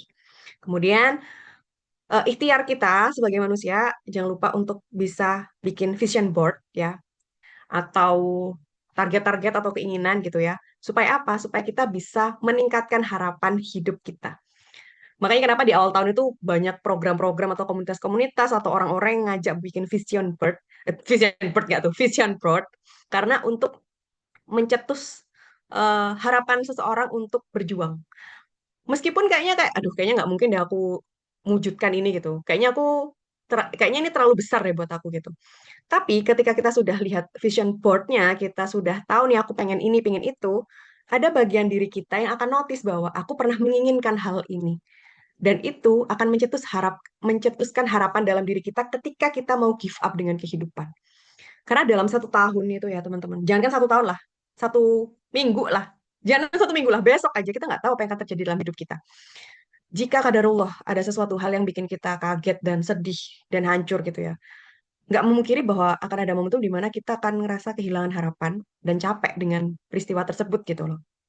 Dan kalau kita nggak punya mimpi, nggak punya harapan, nggak punya vision board, kita akan merasa bahwa sesuatu hal ini tuh nggak layak untuk kita perjuangkan. Hidup ini tuh nggak layak diperjuangkan. Hanya karena ada satu peristiwa yang memang menghantam kita tiba-tiba. Maka dari itu, membuat sebuah mimpi, menentukan ngelis, atau mungkin pengen sesuatu, hal itu adalah hal yang wajar dan harus banget malahan. Kayak keinginan kita terhadap sesuatu hal itu adalah hal yang manusiawi dan memang harus ada setiap orang. Untuk apa? Untuk memantik semangat kita untuk bertahan hidup. Untuk memantik kemampuan diri kita untuk terus melanjutkan perjalanan ini yang nggak semudah itu memang gitu. Jadi pastikan bentar lagi ini kan udah akhir Agustus nih. Kalau aku pribadi, aku setiap bulan tuh selalu bikin target apapun gitu ya untuk diriku sendiri gitu. Dan dari situ akhirnya aku ada harapan, ada perjuangan, ada sesuatu hal yang aku pengen capai gitu kan. Dan di situ adalah ada semangat untuk hidup juga. Jadi teman-teman kalau mau nanti di sebelum tanggal 1 September nih ya, di tanggal 29 atau 30 atau 31 pastikan untuk coba bikin sesuatu hal buat ke depan diri kita gitu. Karena siapa lagi yang akan menghidupkan hidup kita kalau bukan kita. Jadi hidup kita adalah tanggung jawab kita dan kita berhak untuk menghidupkan, memberikan warna, mencapai, mengharapkan apapun gitu. Nggak peduli mau kecewa beberapa kali, nggak peduli mau gagal beberapa kali, selama kita masih Allah izinkan hidup. Selama itu juga selalu ada harapan yang akan Allah kasih. Jadi jangan pernah khawatir dengan hal itu. Boleh next, Min Ai? Oke, menyusun langkah kecil menuju kehidupan yang lebih utuh. Ini kebiasaan kecil yang mungkin bisa kita lakukan ya, karena hal besar itu nggak terwujud dari sesuatu hal yang langsung besar kita lakukan. Misal nih, kita pengen jadi apa ya? Kita pengen punya sesuatu hal yang besar gitu. Kayak aku pun, ini contoh di aku sendiri aja teman-teman. Aku bisa di titik hari ini ya, Masya Allah, Allahumma barik. Aku di titik sekarang, itu karena dulu aku rutin bikin one day one quote. Sesimpel itu. Kalau teman-teman mungkin pengen apa ya suka nulis juga atau mungkin suka ngambil quote-quote dan lain sebagainya gitu ya. Terus ada pikiran kayak aku pengen jadi penulis, aku pengen jadi seseorang yang bisa membagikan ceritanya dan lain sebagainya. Mulai dari hal kecil. Karena aku melakukan hal ini dari tahun 2017 kalau nggak salah. 2016-an lah. Udah lama banget aku bikin itu dan aku cuma sesederhana bikin one day one quote itu, tapi rutin terus-menerus dan nggak berhenti sampai akhirnya ada di titik di mana otakku beneran nggak berhenti untuk melakukan itu. Ketika aku berhenti melakukan itu, otakku ngajak aku lagi buat ngelakuin hal itu, one day one quote gitu. Dan idenya dari mana ya? Karena emang aku suka baca buku ya, emang dasarnya aku suka baca buku, jadi idenya pasti dari buku. Tapi tanpa aku sadari, ketika aku melatih diriku untuk one day one quote setiap hari gitu, quote-nya tuh nggak panjang-panjang teman-teman, kadang cuma 1 kalimat 2 kalimat gitu. Tapi di situ akhirnya tanpa aku sadari aku sedang mengajak diriku untuk refleksi, mengajak diriku untuk melihat banyak sudut pandang, terus akhirnya bisa mengambil pelajaran, aku bisa belajar juga, aku dapat inspirasi dan lain sebagainya. Itu terbentuk karena ya aku refleks aja melatih diriku untuk melakukan hal itu, memaksakan hal itu setiap hari. Itu hal kecil loh. Maksudnya kayak aku cuma nulis one day one quote aja gitu. Cuma satu quote aja. Nggak yang, kalau sekarang kan kalau teman-teman lihat, aku bikin video di Reels atau di TikTok gitu kan, panjang ya, maksudnya itu 1 menit atau lebih gitu kan. Itu nggak serta-merta aku bisa ngomong dan membuat kata-kata kayak gitu kalau aku dulu tuh nggak one day one quote itu tadi gitu. Karena yang aku sampaikan di video itu kan 1 menit, dan itu aku beneran nggak pakai teks, teman-teman. Kayak refleks aja apa yang ada di pikiranku gitu kan, aku sampaikan, aku ceritakan untuk dibikin video gitu. Dan itu nggak akan muncul kalau aku dulu nggak mencoba untuk bikin one day one quote aja gitu. Cuma 1 kalimat aja. Tapi terus aku lakukan rutin gitu. Sampai akhirnya alhamdulillah, biiznillah, Allah akhirnya membersamaiku untuk di titik hari ini yang pada akhirnya aku menyampaikan sesuatu, aku membuat kalimat itu nggak cuma 1 kalimat aja, tapi ya alhamdulillah bisa sampai beberapa kalimat yang terbentuk dalam satu video atau mungkin satu quote-quote yang di slide, di feed, dan lain sebagainya gitu. Ya karena memang itu tadi, hal kecil yang sering kita lakukan dengan konsisten, rutin, istiqomah, itu akan membawa kita untuk pada sesuatu hal yang besar, 1 menit gitu kan, tanpa punya teks dan skrip panjang itu gitu. Karena biasanya aku bikinnya tuh kayak, oh aku ada ide buat ini, atau mungkin aku terinspirasi dari ini, terus ya udah refleks aja aku bikin gitu. Dan itu nggak akan muncul kalau misalnya dulu tuh aku nggak konsisten 1 hari 1 quote itu tadi gitu. Dan aku juga punya temen, dia seorang hafizah ya. Ternyata salah satu cara dia untuk menghafalkan Al-Quran itu ya dengan cara dia ngafalin per ayat-ayat dulu awalnya gitu kan. Rutin setiap hari gitu. Telaten, sabar, dan ini memang ujiannya sih. Ujiannya seseorang itu adalah konsisten dan istiqomah. Itu kesulitan gitu. Itu memang bukan kesulitan sih, maksudnya itu tantangan terbesar seseorang untuk bertumbuh itu memang di konsisten sama istiqomah. Karena ujiannya itu pasti ada aja, yang bikin kita tiba-tiba kayak malas di tengah jalan, capek dan lain sebagainya itu pasti ada aja. Tapi as long as kita nggak berhenti, selama itu juga kita akan dapetin hal besar yang mungkin nggak pernah kita bayangkan sebelumnya. Bahkan di hadis riwayat juga pernah disampaikan bahwa amalan yang paling Allah cintai itu adalah yang kecil-kecil tapi berkelanjutan gitu. Duha 2 rakaat, tahajud 2 rakaat. Dikit-dikit, tapi kita rutin, kita istiqomah. Ya itu yang akan membawa kita pada keberhasilan duniawi dan akhirat nanti gitu. Itu juga yang akhirnya membentuk kita menjadi pribadi yang selalu catch up sama Allah gitu. Dibandingkan kita berusaha untuk, oke aku mau duha 6 rakaat deh gitu. Atau mungkin aku mau tahajud supaya aku dikabulin doanya, aku mau tahajud 8 rakaat deh gitu. Tapi cuma di hari itu aja, besok-besoknya kita udah capek, udah males. Karena banyak banget di otak kita langsung mikir kayak aduh 6 rakaat 8 rakaat kok kayaknya banyak banget gitu. Tapi kalau kita ngenalinnya dari kecil-kecil dulu 2 rakaat dulu aja, tapi akhirnya kita tahu bahwa oh ternyata nggak susah loh 2 rakaat gitu kan. Akhirnya kita mulai pelan-pelan bisa konsisten, bisa istiqomah, dan itulah yang akhirnya membawa kita pada keberhasilan dan hal-hal baik yang datang ke dalam hidup kita gitu. Boleh next, Min Ai?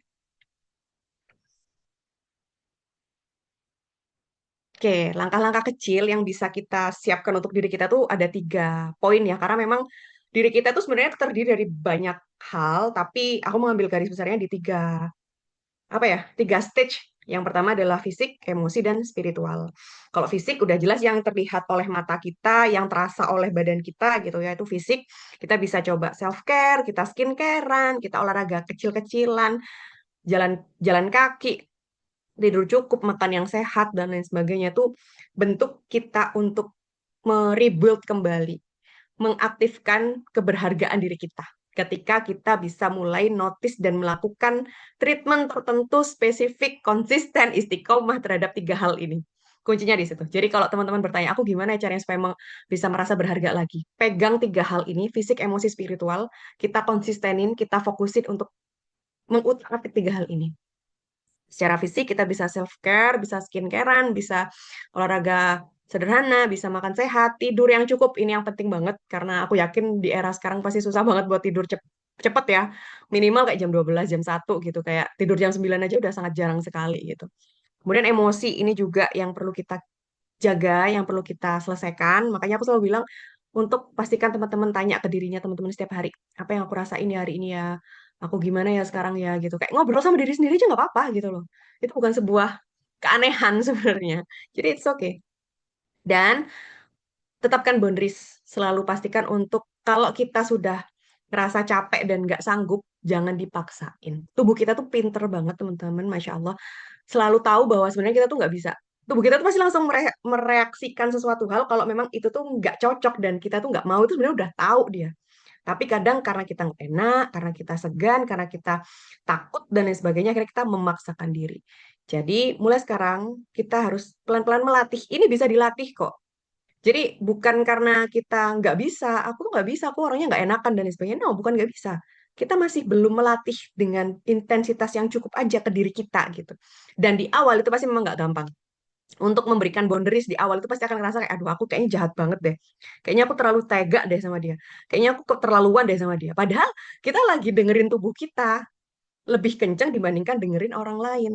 Tapi karena kita belum terbiasa, makanya kita ngerasa itu adalah sesuatu hal yang jahat. Itu adalah sesuatu yang tega ke orang lain.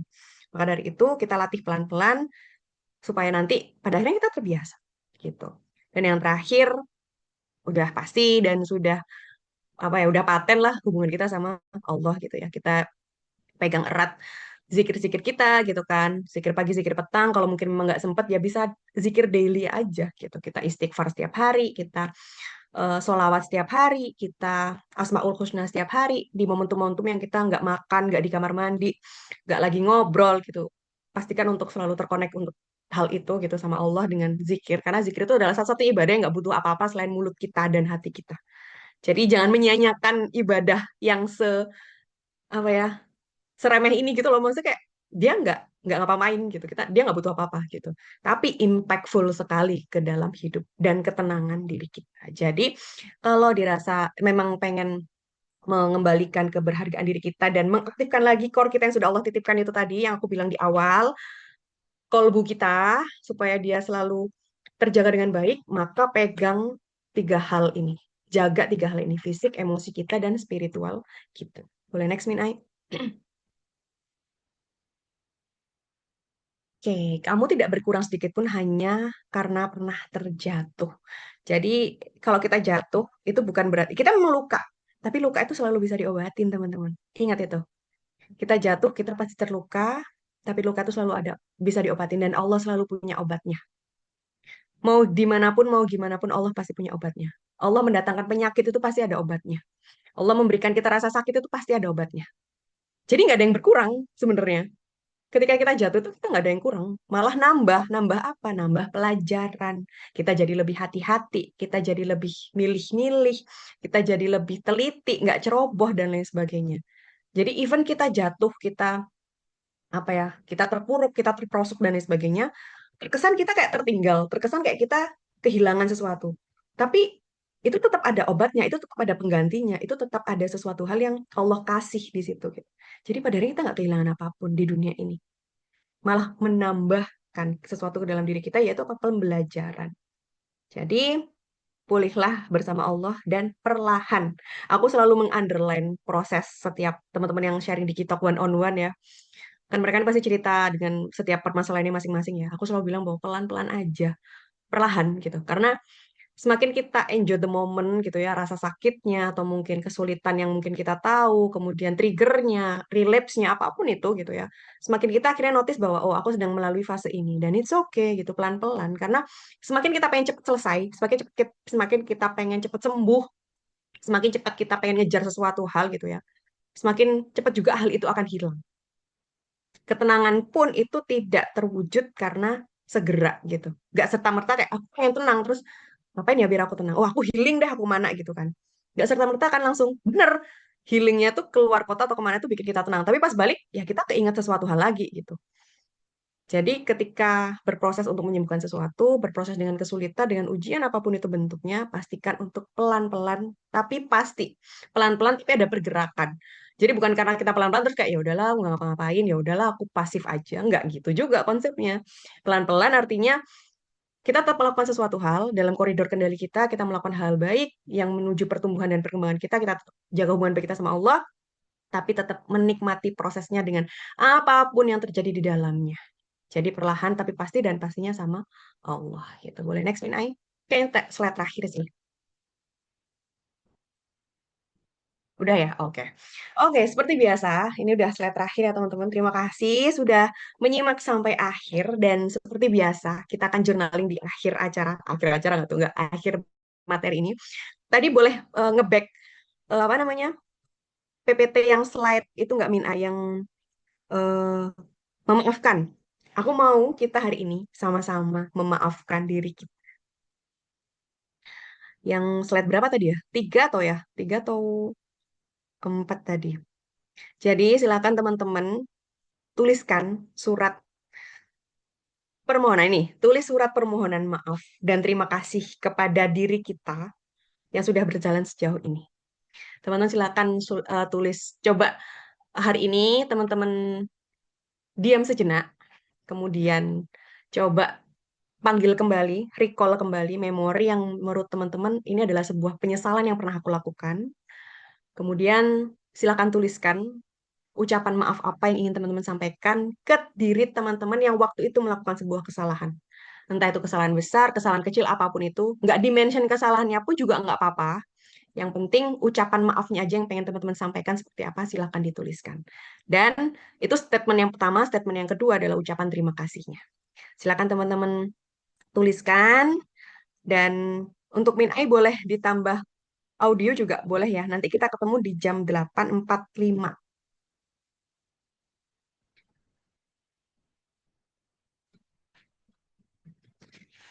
Jadi kita ketemu di jam 8.45. Teman-teman silahkan untuk menuliskan kalimat maaf, permohonan maaf ke diri teman-teman, dan ucapan terima kasih. Terima kasih, kita ketemu di jam 8.45 untuk bahas bareng-bareng ya.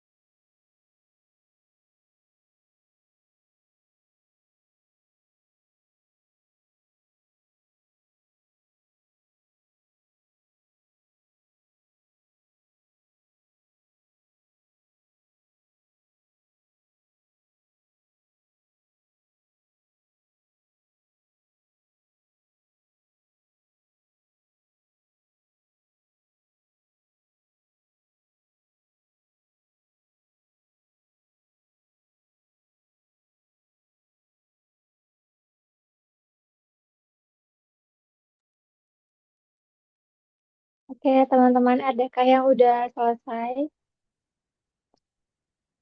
Untuk teman-teman yang mungkin sedang berhalangan nggak bisa on mic, boleh banget di-share jawabannya di komen ya.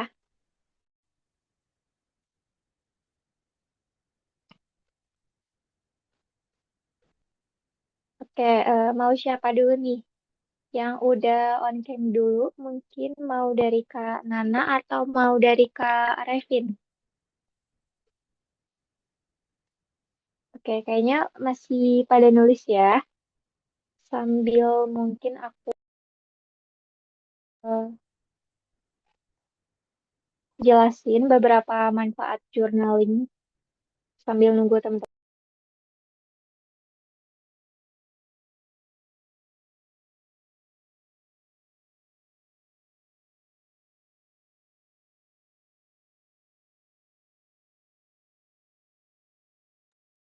Minai masih off mic. Oh, oke oke. Oke, adakah yang udah selesai? Kak Nana, kira-kira udah selesai atau belum? Mungkin mau dari Kak Nana dulu. Assalamualaikum Kak. Oke, Kak. Ya, Kak Nana. Waalaikumsalam. Hmm, ini baru selesai menulis, sebenarnya belum selesai tapi nggak apa. Takutnya malah kepanjangan. It's okay. Saya bacakan ya Kak. Hai diriku, maaf ya mungkin dulu aku belum banyak belajar tentang banyak hal. Sehingga sepertinya kalau dipikir-pikir aku sering melakukan hal yang keliru. Tapi aku nggak akan bilang kalau dulu kenapa bisa sebodoh itu. Enggak, karena aku tahu saat itu aku sudah berusaha sebaik mungkin, dan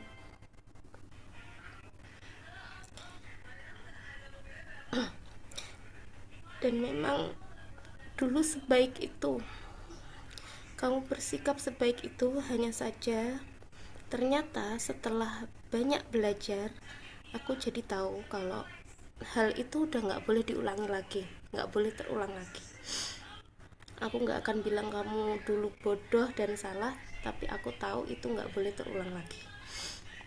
Hai diriku, terima kasih banyak karena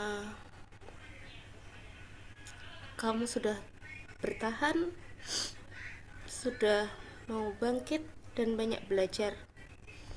Semoga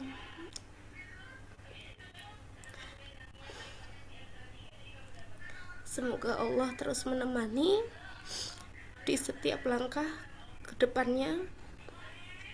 Dan makasih banyak ya Allah karena Engkau sebaik-baik penolong bagiku.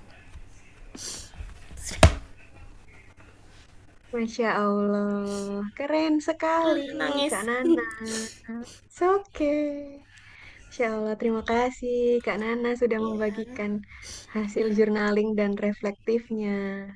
ya, terima Terima kasih. kasih sudah memaafkan dirinya sendiri. Terima kasih sudah mengucapkan terima kasih juga dengan dirinya. Ya, Boleh dilakukan setiap hari untuk bisa lebih sayang lagi sama dirinya. Keren, keren, keren. Terima kasih. Insya Allah. terima kasih Boleh Kak. lanjut, Min Ai. Ya, Terima kasih. Terima kasih Kak Nana untuk respon journalingnya. Selanjutnya kita ke Kak Revin ya. Udah siap Kak Revin? Sudah, Kak. Boleh silahkan Kak. Assalamualaikum warahmatullahi wabarakatuh. Waalaikumsalam warahmatullahi wabarakatuh. Saya bacain langsung aja ya, Kak. Eh, Hai Yuni, Eh, maafkan ya, maafin aku untuk semua luka yang telah aku perbuat dari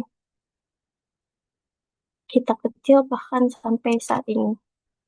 Mungkin banyak luka yang membuat akhirnya kita trauma, entah itu dari orang terdekat atau dari orang-orang di sekitar kita, terutama trauma pada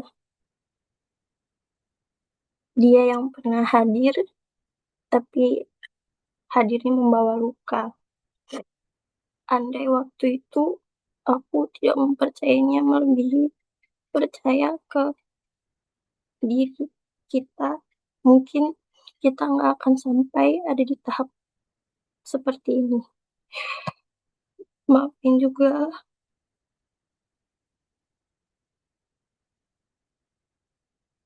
maafin juga, yang maafin aku juga, karena pada di titik ini masih saja sering menangis mendengar perkataan orang-orang yang sering menyakiti hati. Tapi aku percaya bahwa sampai di tahap ini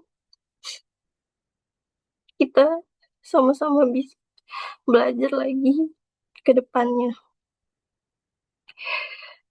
Terima kasih ya Terima kasih juga Yuni, karena sampai di titik ini kita berhasil melewati semua badainya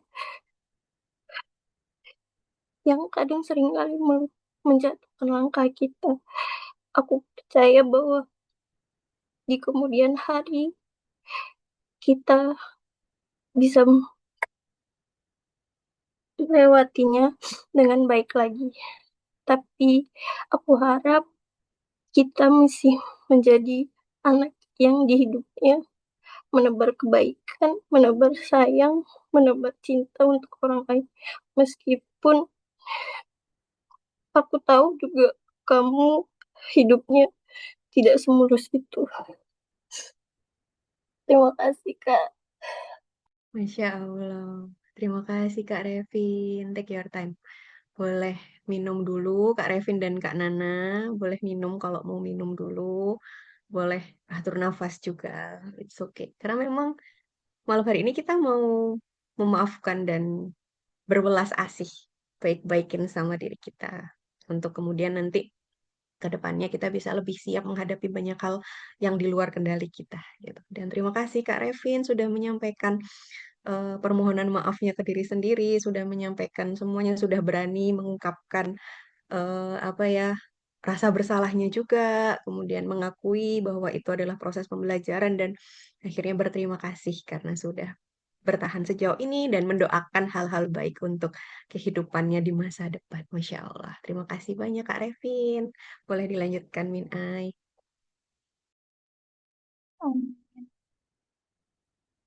Oke, terima kasih Kak Revin yang sudah membacakan hasil jurnalnya. Selanjutnya mungkin nih yang lainnya Kak Aista, Kak Gita, Kak Tari. Ayo, mau siapa dulu nih? Kak Tari mungkin yang sudah lama tidak on mic kalau lagi nggak berhalangan. Oke. Nah, tadi on mic ya. Hmm. Oke, silahkan Kak Tari. Iya, Min Ai. Hmm, aku nggak banyak sih. Apa ya? Cuman ya maaf ya Tari. Gitu aja. Maaf ya Tari. At- Karena kamu kemarin melakukan kesalahan-kesalahan yang seharusnya kamu nggak lakuin itu. Tapi terima kasih juga karena kamu udah bisa bertahan sejauh ini. Udah mau pelan-pelan memperbaiki diri kamu yang kemarin itu ya udah kita itu bagian dari proses perjalanan kamu untuk jadi lebih baik. Mungkin memang untuk sampai di diri kamu yang baik itu kamu mungkin perlu melewati itu, melakukan kesalahan-kesalahan itu. Ya udah nggak apa-apa pelan-pelan lepasin melepaskan apa ya, melepaskan rasa bersalah itu, traumatik itu, pelan-pelan lepasin dan pelan-pelan dekat lagi sama Allah, perkuat hubungannya dengan Allah, perkuat tauhidnya. Insya Allah kamu bisa lebih baik lagi kita. Insya Allah tadi yang kata Kak Ayum, Allah tuh apa ya, akhir hidup kita itulah yang menentukan kita gitu. It's okay, kemarin mungkin kamu ngelakuin kesalahan, tapi itu bukan akhir. Itu adalah perjalanan kamu menuju akhir hidup kamu itu. Gitu. Gitu. Terima kasih. Makasih Kak Tari sudah Iya, menyampaikan sama. nya dan ucapan terima kasih. Dan jujur aku dapat satu insight yang memang aku setuju sih ya. Kita nggak akan jadi diri kita yang hari ini kalau kita nggak melalui kesalahan yang kemarin.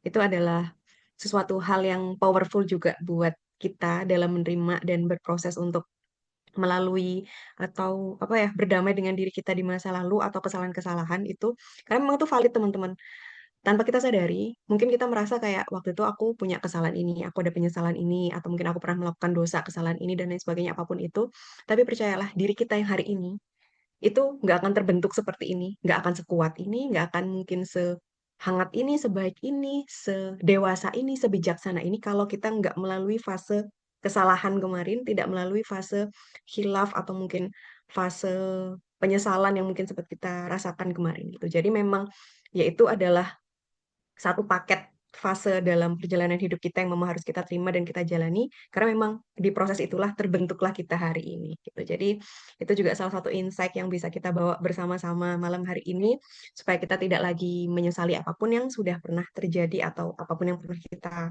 lakukan kesalahan apapun itu bentuknya gitu. Terima kasih Kak Tari sudah membagikan cerita dan akhirnya membawa kita ke satu titik insight baru di malam hari ini. Boleh lanjut Min Ai.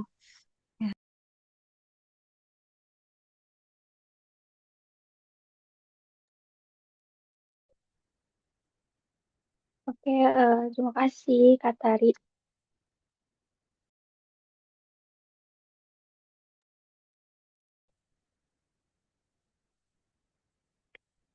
Oke, terima kasih Kak Tari untuk respon journalingnya. Ini suara aku jelas atau enggak ya?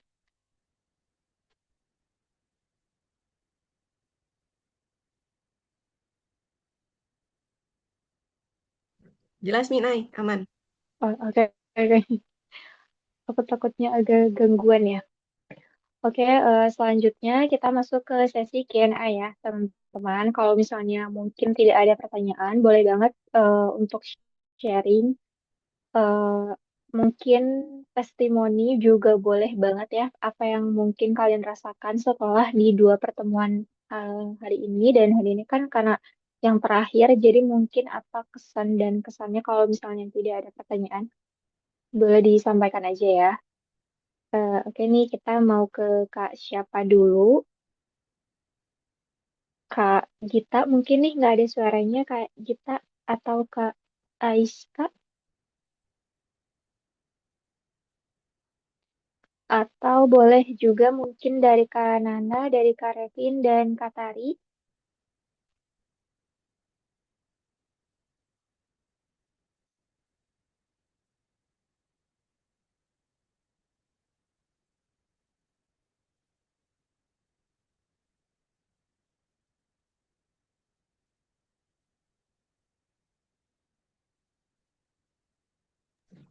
Boleh banget Kak Gita.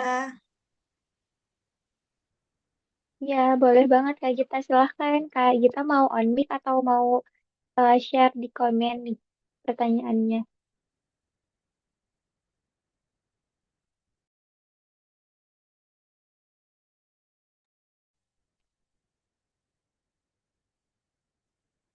Oke, di-share di komen ya.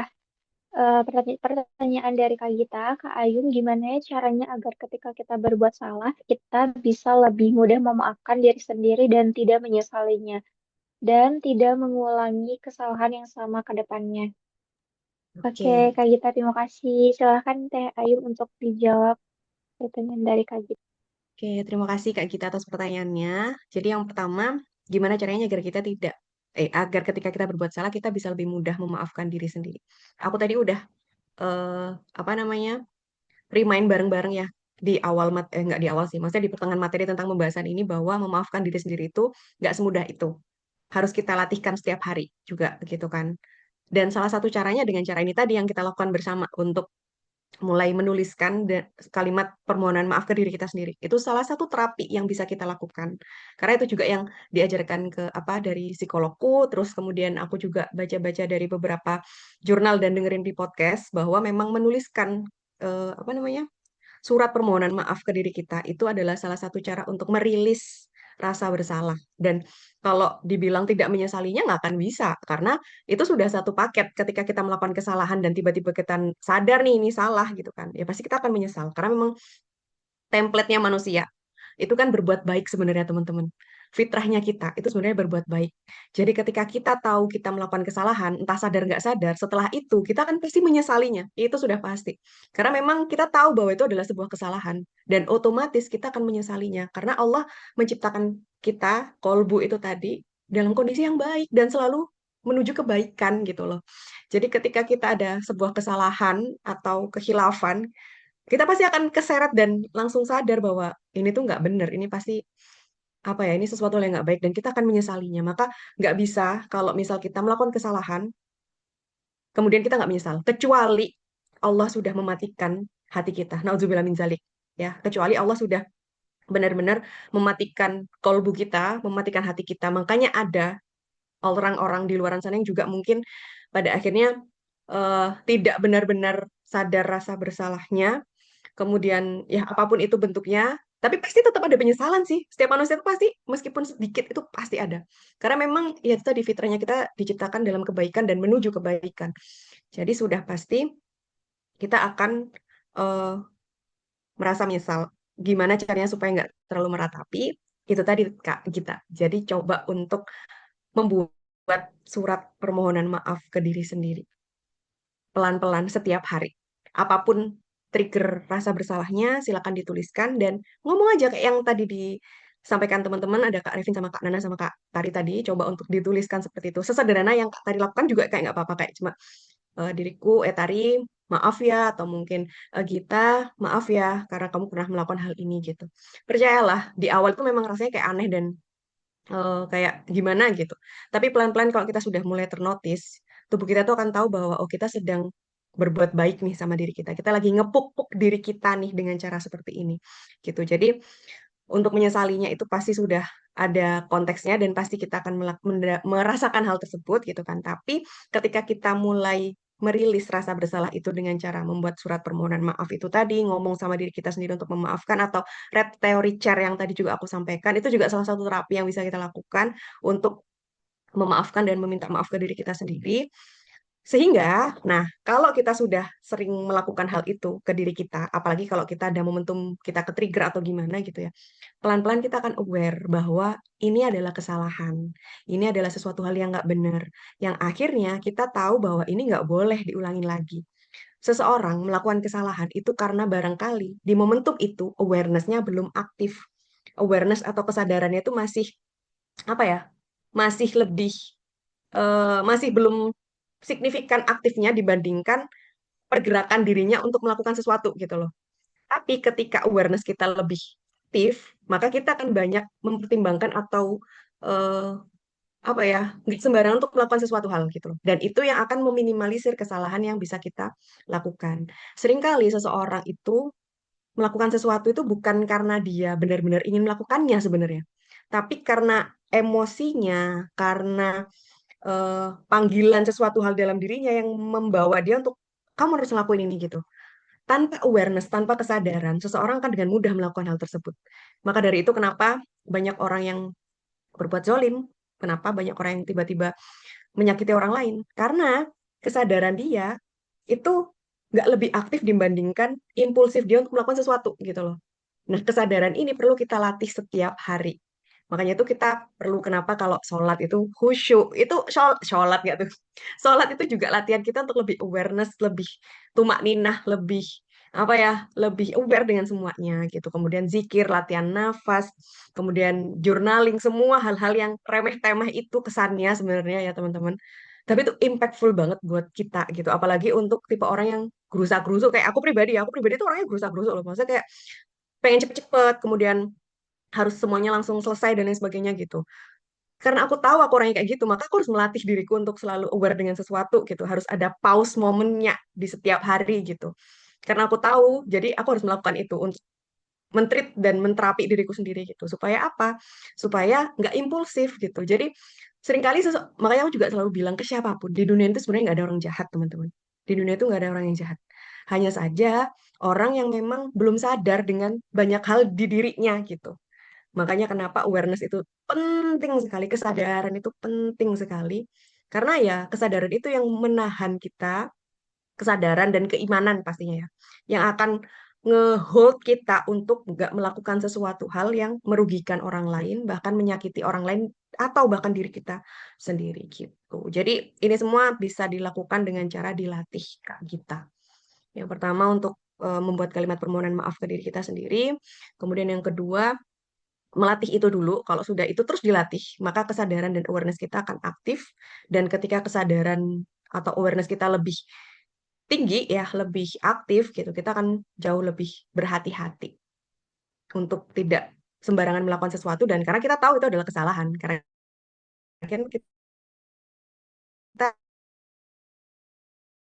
nulis nih, kita notice nih, oh ini kesalahan, jadi nggak boleh diulangi lagi. Itu udah diciptakan sesempurna itu karena memang dan jujur aku tuh semakin belajar banyak hal ya teman-teman tentang kinerja otak, tentang awareness mindfulness apapun yang berkaitan dengan diri kita gitu ya. Aku tuh makin kayak masya Allah banget gitu kayak Allah tuh benar-benar sebaik itu menciptakan kita dengan segala bentuk kita ini gitu ya. Untuk memang Allah tuh sengaja bentuk kita kayak gini tuh karena memang sebenarnya udah ada penjagaannya Allah dari cara Allah nyiptain kita gitu loh sebenarnya teman-teman. Tapi karena mungkin itu tadi ada luka, ada perjalanan yang berat, ada trauma, ada sakit hati, ada kekecewaan dan lain sebagainya akhirnya membuat kita tuh jadi terkadang refleks aja untuk melakukan sesuatu hal tanpa mempertimbangkan hal lainnya. Karena memang intensitas rasa sakitnya cukup intens, cukup besar, sehingga itu yang harus kita keluarkan dulu dibandingkan kesadaran kita atau pertimbangan-pertimbangan kita lainnya. Gitu.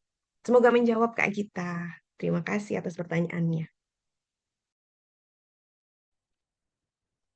Oke, terima kasih Teh Ayum untuk jawabannya dan mungkin Kak Gita sudah cukup juga ya.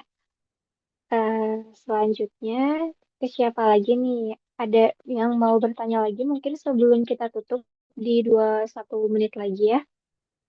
Mungkin mau Kak Nana, Kak Revin, atau Kak Tari dan Kak Aiska.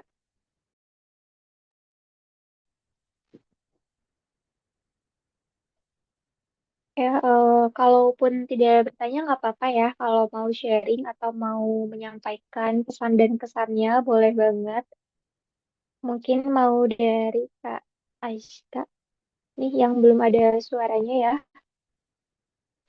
Kalau misalnya tidak ada juga nggak apa-apa. Mungkin nanti di-share pertanyaannya melalui WhatsApp ya. Kalau misalnya belum sempat nanya di Zoom ini atau mungkin yang lagi berhalangan Zoom bisa share aja pertanyaannya di WhatsApp ya. Oke, kalau sudah tidak ada, kita cukupkan ya Kiana hari ini dan untuk teman-teman sebelum kita tutup acara hari ini kita seperti biasa ya dokumentasi dulu.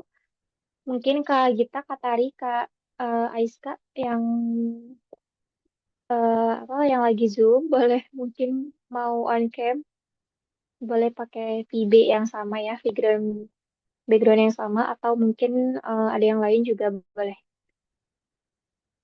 Oke, sambil nunggu kita mungkin berempat dulu ya. Kita gaya formal dulu ya, teman-teman. Satu, dua, tiga.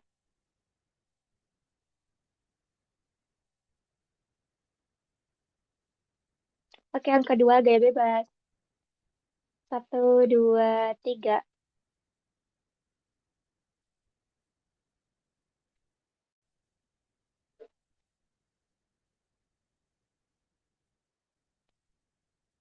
Oke, terima kasih teman-teman yang sudah hadir di malam acara hari ini.